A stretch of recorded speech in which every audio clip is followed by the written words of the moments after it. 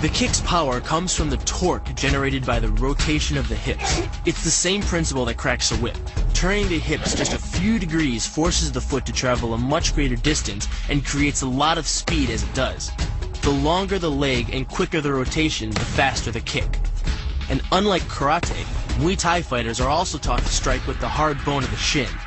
A Muay Thai kick can generate roughly the same force as a baseball bat, enough to crack a rib. It works like a point of a knife. All the force is magnified by being concentrated in a small, hard area. Even if the elbow doesn't deliver a knockout, it will almost always leave a nasty cut, and often getting in close neutralizes the opponent's weapon advantage. Then, in the clinch, we bring the power of the knee to bear. Unlike the kick, which relies on rotation to create power, the knee gets its power from leverage. Pulling our opponent down as we drive the knee up can deliver up to 2.5 tons of force, enough to lift a car. It's not the arms, but the legs that drive this. Like a piston, the explosive power of the legs is capable of generating hundreds of pounds of force, all to a very vulnerable area, the soft underside of the opponent's jaw. Like the Hanuman move, the flying knee relies on the explosive power of the legs. But rather than spread the power of our blow over two fists, it concentrates it into the spear point of the knee and combines it with the force of gravity. It's the equivalent of hitting our opponent in the chest with a sledgehammer. Works on a concept called the couple. Basically, it's two levers linked at a single fulcrum, the elbow lock. And it doubles the foot-pounds of torque you can generate when compared to a single arm lock. There's more than enough force to flip an opponent to the mat or dislocate his elbow. Using the twisting motion of the torso to drive the strike, the business end of the hardwood fighting stick can quickly accelerate to more than 25 miles per hour. On contact with the skull, the energy is enough to cause a depressed fracture.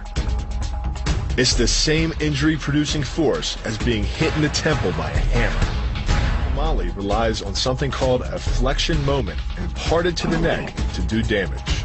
An average man's neck can withstand about a 140 foot-pound flexion moment. Beyond that, soft tissue and even vertebrae can be crushed. By bringing your weight down fast, this move could easily deliver twice that amount of force. And it wouldn't just end a fight. It could leave your opponent paralyzed or dead. Close, the opponent's neck is exposed.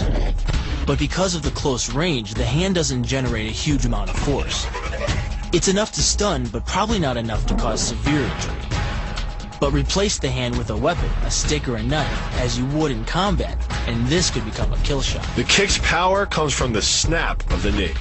The snap is created when the quadricep, the largest muscle in the body, contracts and pulls the tendon connecting to the foot over the knee. Using the knee as a pulley, the strength of the quad is enough to accelerate your foot to speeds close to 30 miles per hour. Because the area of impact is focused on a small part of the foot, it magnifies the force of the blow, making it capable of dropping 1,000 pounds of force on your head.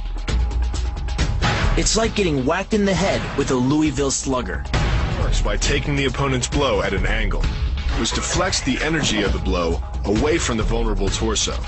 The harder you block, the further his blow will be deflected, and the more open he'll be to a counter strike. Rotating your fist 180 degrees right before it strikes the intended target.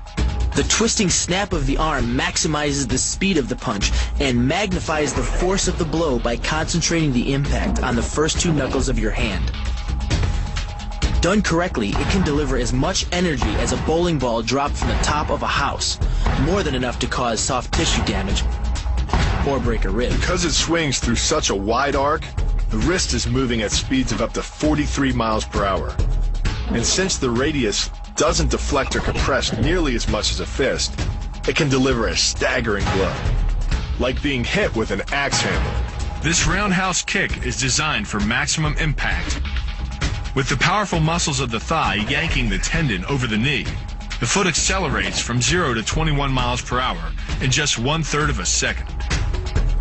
Combine that with the reinforced shoe, and this kick can drive the nose bone back up into the brain. It's aimed at the largest gland in the human body, the liver. A direct hit won't just bring an opponent down. It can rupture the gland, causing severe internal bleeding. But the liver is well protected by the rib cage. so the kick must be accurate to within half an inch. In this move, the forward propulsion of the hips, combined with the piston motion of the lower leg, can send well over 700 pounds of force directly through the rigid bone of the heel. This impact won't just knock an opponent down. The force is enough to permanently damage his kneecap, leading with the near arm. The first jab travels the shortest distance to the opponent, so what it lacks in force, it makes up for in speed. The second punch, utilizing both the twist of the shoulders and the forward momentum of the kick, can carry over 4 times as much impact.